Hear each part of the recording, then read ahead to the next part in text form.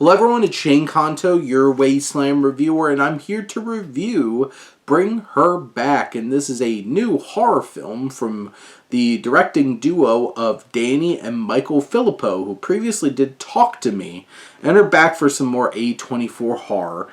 And here's the story of this young pair of step-siblings, Andy, played by Billy Barrett, and Piper, played by Sora Wong, and they uncover a terrifying ritual at the secluded home of their new foster mother, played by Sally Hawkins. And this film is disturbing. I am perturbed still after watching this earlier tonight. This is just sitting with me in the most uncomfortable of ways. And it is also haunting and deeply emotional and moving because this film tackles trauma, abuse, loss, grief. And it begs the question of how far we'd go to bring back a loved one. And honestly, that was explored and talked to me in a very different kind of vessel. Speaking of vessels, there's some disturbing stuff in this film, and how this film navigates this idea of what if we can bring somebody back, and trying to figure out the most demented way possible to explore that on screen. And the Filippo brothers do such a great job of building tension and suspense and creating an atmosphere that is unnerving and brutal. The body horror in this film is grotesque, and there's certain things that I wish I could unsee, especially dealing with a knife and just what somebody does with said knife. And this is a twisted, grotesque film. It has, too many bodily fluids. It has these disturbing moments of mutilation and devouring of flesh and all of these things, and you just put on edge from the start. And I think this atmosphere is very poignant and intense and at moments alienating. It's like being trapped inside this home in this way, or just the way that this film's able to leverage its setting, which is so well realized.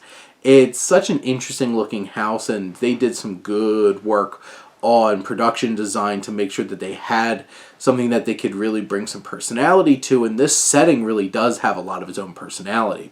This is also a very good warning to don't watch random videotapes and unhinged tutorials on how to do horrible things. And speaking of what horrible things happen in this film, I don't want to give away anything of what exactly is going on and how it fits into the exploring of grief, but this kid is terrifying. This boy, played by Jonah Wren Phillips, young Oliver, what they do with his makeup and his eye color and just the mutilation that you see on him and the brutality of him kicking into gear and action. This kid is terrifying. You have these home videos that Hawkins' character watches that are just the most perturbing videos that I've seen, and it's this crazy weird ritual, and these videos are really eerie and unnerving. I think the biggest frustration with the film is that the whole mechanism of what's going on and how it's to accomplish its mission in this film feels very far-fetched and ridiculous. And, obviously not everything has to be believable, but there's so much lack of logic in terms of how this all happens. It's too convoluted and bloated. And I think the film does a really good job of layering in the details of how this is supposed to work out, but of how it's going to work, but not exactly how does it work. And it's confusing, and you just have to take certain things for granted that the film's going to find its way to it where it needs to be, because I don't know if everything really checks out from a logic standpoint, but the performance of Sally Hawkins is charismatic and charming and also disturbing and haunting at times. She has these very twisted, layered aspects of her character, and just this whole roller coaster that it goes through is wild, and Sally Hawkins holds us all the way until the end. And that's the crazy thing. She is a sick person, but like we find an understanding and a layer of empathy, a thin one. And I think a lot of that has to do with Hawkins' performance. I think Barrett, Ren Phillips, and Wong all do great jobs of being these young people that have to deliver these impactful performances, and you really feel the emotion along the way.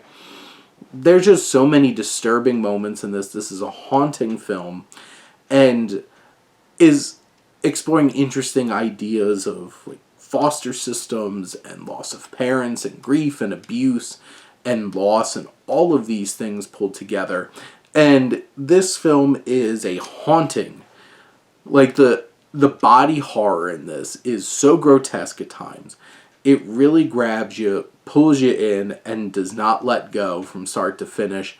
And sure, there's some moments where it feels like it might lull a little bit, or trying to get to one place or another, but there are some like really emotionally heartbreaking moments in this film, and this film is not afraid to pull punches and show that it can go places, and it does. But those are my thoughts on Bring Her Back. Let me know what you think, and let's talk some movies. But thank you as always for tuning in and supporting your Wasteland reviewer.